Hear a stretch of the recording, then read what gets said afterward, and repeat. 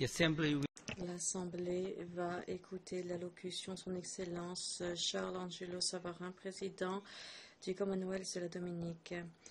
Je demande au protocole d'escorter Son Excellence.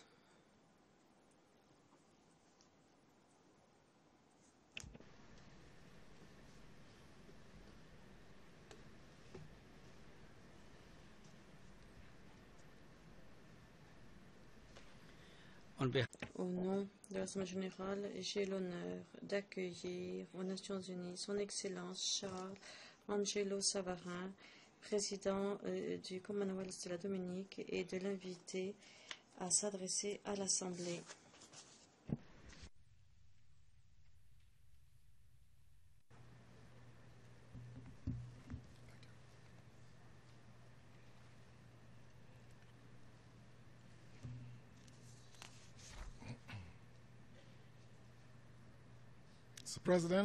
Monsieur le Président de l'Assemblée générale, Monsieur le Secrétaire général, Excellences, Mesdames et Messieurs, je commence par féliciter Son Excellence Sam Kutesa, ancien ministre des Affaires étrangères de l'Ouganda, à l'occasion de son élection à la présidence de la 69e session de l'Assemblée générale. Je vais également saisir cette occasion pour remercier Son Excellence Dr. John Ash de sa présidence de la 68e session. Et je salue le secrétaire général Ban Ki-moon pour ses efforts continus pour promouvoir la paix, la sécurité et le développement de par le monde. Monsieur le Président, la Dominique compte parmi 6 petits États insulaires indépendants dans la Caraïbe qui, avec 3 territoires non indépendants insulaires, constituent l'Organisation des États des Caraïbes orientales, l'OECO.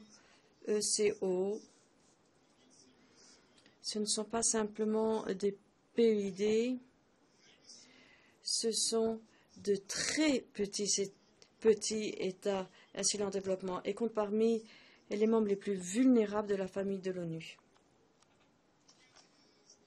20 ans après l'adoption du programme d'action de la Barbade et 10 ans après l'approbation de la stratégie de Maurice pour la mise en œuvre, l'essentiel des engagements pris pour le développement durable dans les PID n'ont pas encore été réalisés. Toutefois, nous demeurons pleins d'espoir quant au fait que la 3e conférence de l'ONU sur les PID, récemment conclue à Samoa, sera un carrefour pour les PID. Nous espérons que le résultat de la conférence va créer un nouveau régime pour traiter des retards de mise en œuvre et qui continue d'entraver le développement durable des PID. Monsieur le Président, je saisis cette occasion pour féliciter le gouvernement et le peuple de Samoa pour avoir accueilli une conférence internationale majeure. Leur ténacité, leur résolution, leur engagement est la preuve de ce que peut faire un PID malgré leurs nombreuses difficultés. Un des grands résultats de la conférence des PID à Samoa a été la création historique d'une initiative PID pour créer une organisation internationale pour être une plateforme pour le développement de l'énergie durable dans les PID, connu sous le sigle SEEDS-DOC. Le 1er septembre 2014, un traité créant officiellement SEEDS-DOC comme étant une organisation internationale a été ouvert pour signature. 20 des 30 membres de l'Alliance des petits États insulaires, AOSIS, ont signé le traité. En tant que président du comité directeur SEEDS-DOC, le gouvernement de la Dominique veut remercier le pays de Samoa, les autres États membres qui sont signataires du traité, nos partenaires, le Danemark, le Japon, le PNUD, la Banque mondiale, l'UNODI, la Fondation Clinton, le secrétariat du programme régional pour l'environnement du Pacifique Sud, le centre de la communauté caribéenne du changement climatique, le secrétariat SIDS-DOC et tous les volontaires d'avoir rendu possible cet événement historique. Malheureusement, les OMD et le programme de développement d'après 2015 n'ont pas progressé au rythme que nous, au sein des PUD, nous aurions souhaité. 15 ans après la déclaration des objectifs du millénaire de développement, quelques-uns d'entre nous au sein du monde en développement ont enregistré des acquis tangibles. La majorité continue d'attendre de voir une amélioration de leurs conditions de vie. Malgré cela, la Dominique a pu réaliser la plupart des OMD, notamment parmi nos résultats, il y a les progrès que nous avons faits pour réduire la pauvreté, améliorer l'accès à l'éducation, garantir la viabilité environnementale et la mise en place de partenariats bilatéraux et multilatéraux vigoureux. Monsieur le Président, nos progrès en matière de réduction de la pauvreté ont été constatés par la Banque de développement des Caraïbes qui dit dans son rapport 2010 sur la Dominique que, je cite, « Le niveau de pauvreté dans la Dominique est passé de 39% en 2003 à 28,8% en 2009. La pauvreté absolue, telle que mesurée par le taux d'indigence, a diminué également, passant de 10% en 2003 à 3,1% en 2009. » Fin de citation. Nos résultats en matière d'éducation ont également dépassé les cibles définies par les OMD. Reconnaissant l'importance de l'éducation pour le développement, la Dominique continue d'investir considérablement pour améliorer l'accès à l'éducation de qualité pour tous. À ce jour, nous sommes fiers de l'accès universel à l'éducation dès la maternelle, à l'école primaire et au lycée. Et nous sommes fiers de l'accès à l'éducation universitaire disponible à tous les diplômés du secondaire. Monsieur le Président, Mesdames et Messieurs, la Dominique a toujours été guidée par le principe de l'utilisation durable de ses ressources naturelles et la protection de son environnement. C'est pour cela que la Dominique a été appelée l'île nature des Caraïbes. Nous avons donc beaucoup à dire à la famille de l'ONU sur le sujet de l'utilisation durable des ressources naturelles. Dans nos efforts pour protéger et garantir la viabilité environnementale et pour débarrasser notre pays de sa dépendance sur les combustibles fossiles pour produire de l'électricité, le gouvernement de la Dominique a investi et continue d'investir dans l'énergie renouvelable. À ce jour, environ 20% des besoins en électricité de l'île sont couverts par l'hydroélectricité non polluante. En outre, toutefois, le gouvernement a développé nos ressources géothermiques. Aujourd'hui, le gouvernement investit plus de 20 millions de dollars des États-Unis dans ses efforts de développement géothermique. La première production et les premiers forages de réinjection ont été achevés. Le résultat des tests flow indique que ce réservoir géothermique a la capacité de produire assez d'électricité pour notre consommation nationale et également pour exportation dans les territoires français voisins de la Martinique et de la Guadeloupe. La première centrale géothermique pour la consommation nationale devrait entrer en service en 2016. Les résultats en matière de développement de la Dominique en général et la réalisation des OMD en particulier ont été réalisés grâce au rôle chef de file, visionnaire, vigoureux, passionné du Premier ministre, M. Skerrit, et son gouvernement avec le dur labeur des citoyens et en coopération avec nos partenaires au service du développement. Nos partenariats avec l'UE, les États-Unis d'Amérique, le Japon et d'autres pays développés ont également grandement contribué au progrès que nous avons pu faire jusqu'à présent.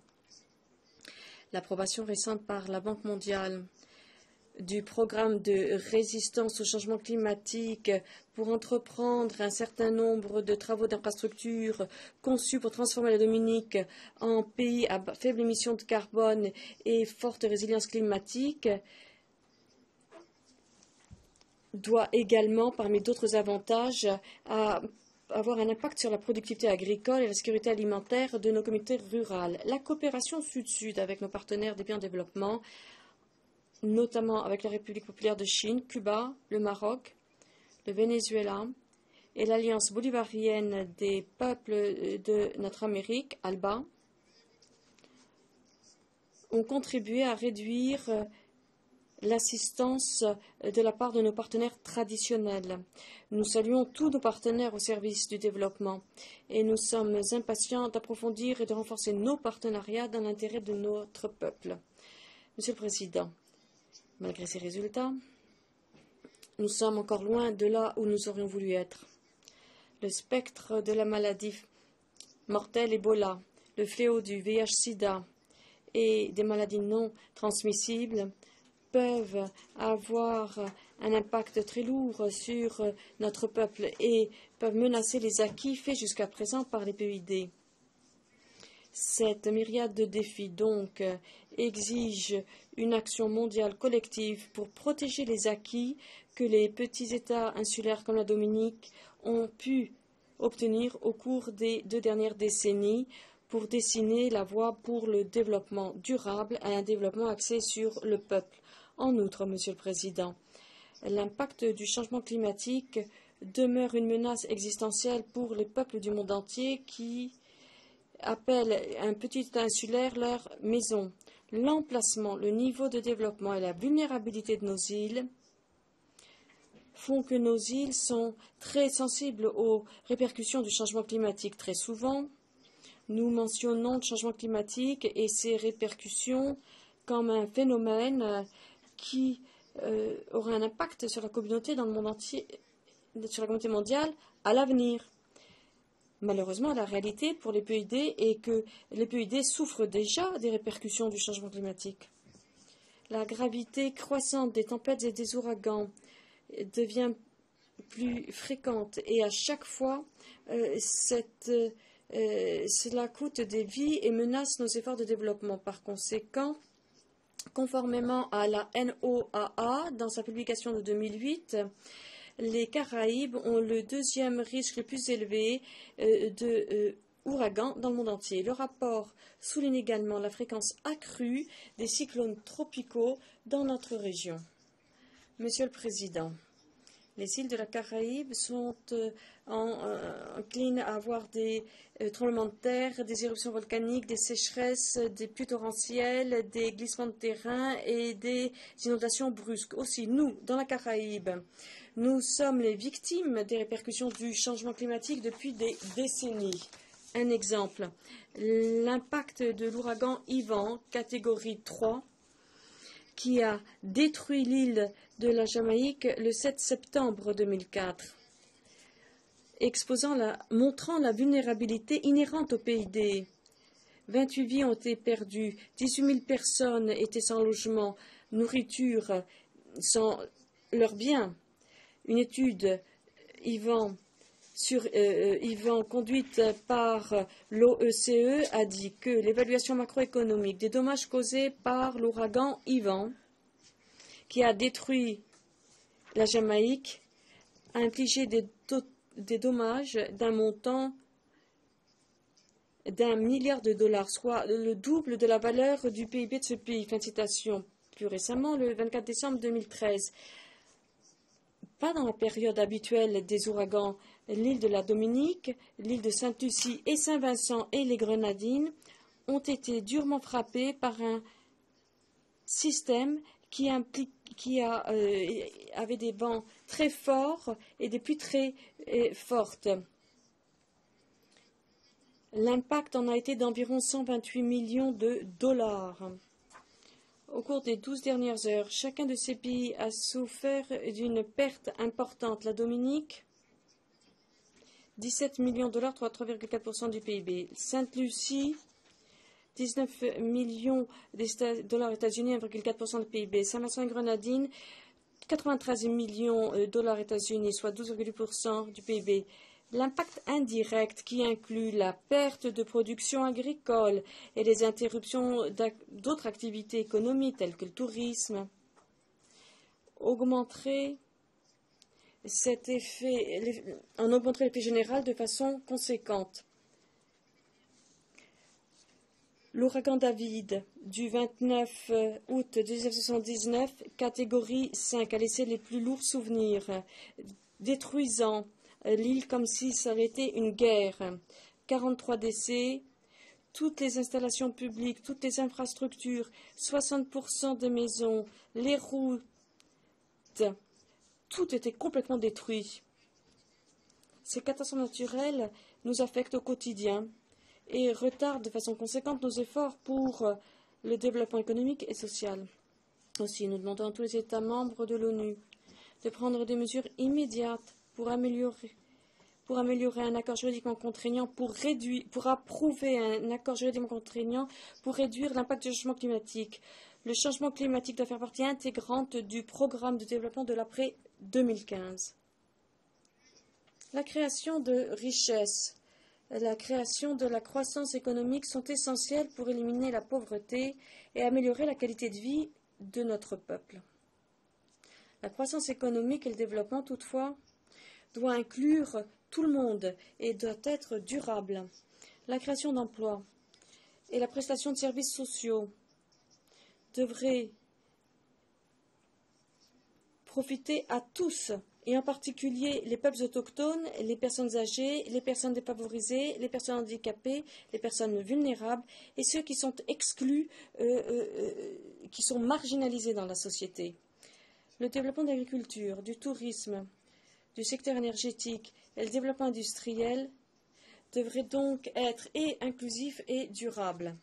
La Dominique, à l'instar du reste de la communauté caraïbe, demande aux partenaires de développement de conduire des politiques commerciales et macroéconomiques de sorte à faciliter les possibilités pour les PID, pour que les PID puissent promouvoir la croissance économique, réduire les écarts de revenus, réduire les niveaux de pauvreté et parviennent à leurs aspirations en matière de développement. Ces politiques devraient inclure, sans s'y limiter, un changement des critères pour que les PID n'ait plus l'accès à des conditions favorables, mais à un financement multilatéral à des conditions favorables. Ce nouveau critère doit prendre en compte les vulnérabilités inhérentes au PID, le besoin de renforcer la résistance face aux répercussions du changement climatique et pour faire face également aux caprices des systèmes commerciaux, financiers, économiques. Aussi, toute mesure qui empêche tout membre de la famille de l'ONU de pleinement entrer dans le système commercial et financier devrait être retirée.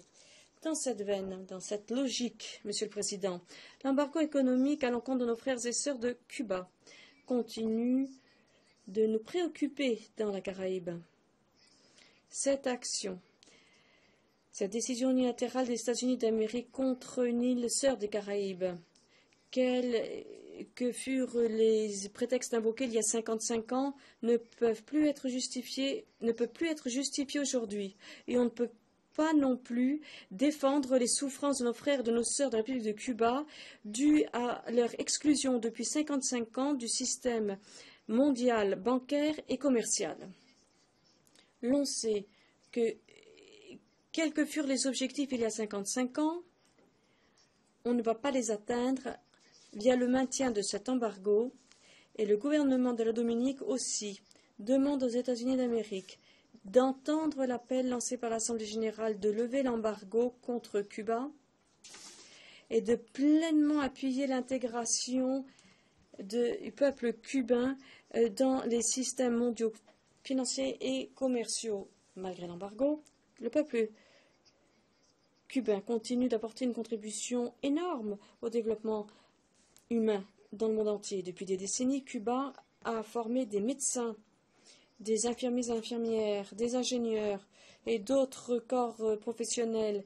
Elle les a déployés, fournissant assistance technique aux pays en développement dans le cadre de la coopération Sud-Sud. Cuba offre également une formation professionnelle dans différentes disciplines à des milliers d'étudiants qui viennent de tous les pays du Le monde en développement, Cuba, continue d'ajouter sa voix à la lutte contre le terrorisme et au trafic de drogue dans la Caraïbe et dans le reste du monde.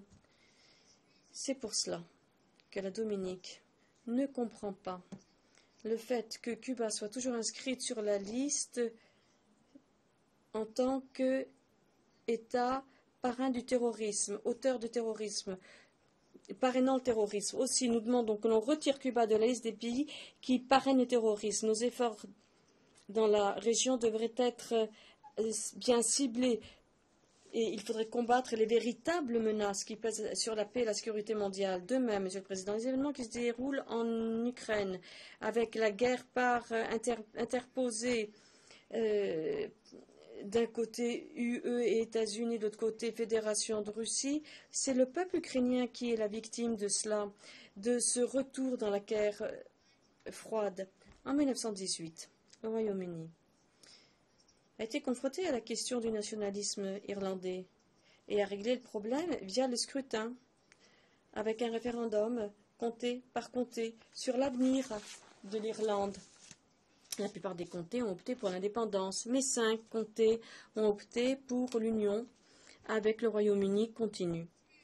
Et 3 ans plus tard, l'île a été divisée en deux, la République de l'Irlande et de l'Irlande du Nord, qui demeure partie intégrante, et l'Irlande du Nord, qui demeure partie intégrante du Royaume-Uni. Actuellement, le Royaume-Uni est face à la question de l'indépendance écossaise. Une fois encore, la semaine dernière seulement, le 18 septembre, le Royaume-Uni a eu recours au scrutin pour régler la question. Les partisans de la campagne du oui ont été déçus par le résultat, mais le véritable gagnant, ce n'est pas la campagne qui a été menée, c'est la démocratie elle-même. Fort de cette expérience, le Royaume-Uni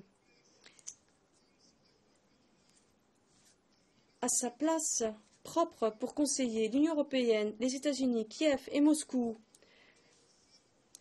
pour donner la même possibilité au peuple d'Ukraine pour décider de sa destinée conformément à leurs préférences régionales, sans coercion, ni de l'Est ni de l'Ouest.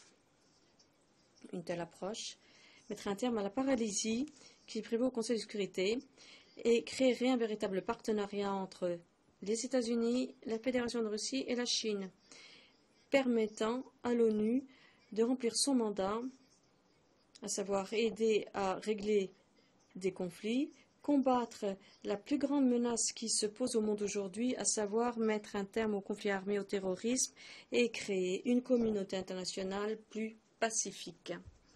Monsieur le Président, pour conclure, je tiens à répéter à l'Assemblée générale que l'impact du changement climatique est une menace majeure aux efforts de développement et à l'existence même des petits États insulaires en développement. L'incidence des conditions météo graves, y compris l'érosion côtière et l'élévation du niveau des mers, continue d'avoir des répercussions sur les petits États insulaires. Notre capacité à survivre dépend non seulement de notre action individuelle ou des actions collectives prises par les PID, mais dépend des actions, des mesures décidées par l'ensemble de la communauté internationale. Une conclusion juridiquement contraignante pour les négociations sur le changement climatique est une composante essentielle dans la série des mesures qui doivent être prises par les États membres. Ceci doit être renforcé par un programme de développement de l'après 2015 qui permette d'impliquer l'élimination de la pauvreté, un accès accru à l'éducation, à la formation, qui permettent les développements de la santé, de l'eau potable, de l'assainissement et qui promeut le développement économique inclusif et durable. L'issue de la 3e conférence de l'ONU sur le PID à Samoa doit être un modèle pour la croissance et le développement des PID. Ceci devrait inclure la restructuration de l'architecture financière et commerciale internationale qui prennent en compte les vulnérabilités et les circonstances propres au PID. Ce nouveau régime, cette nouvelle façon de faire permettrait le développement des PID via l'agriculture durable, le tourisme et un développement industriel inclusif. Ces efforts, toutefois, doivent être permis par une énergie durable qui augmente l'utilisation des ressources énergétiques renouvelables avec le meilleur rendement énergétique possible convenant au PID. Monsieur le Président, je vous souhaite, ainsi qu'à tous les délégués, plein succès dans leur délibération à l'occasion de la 69e session. Je vous remercie.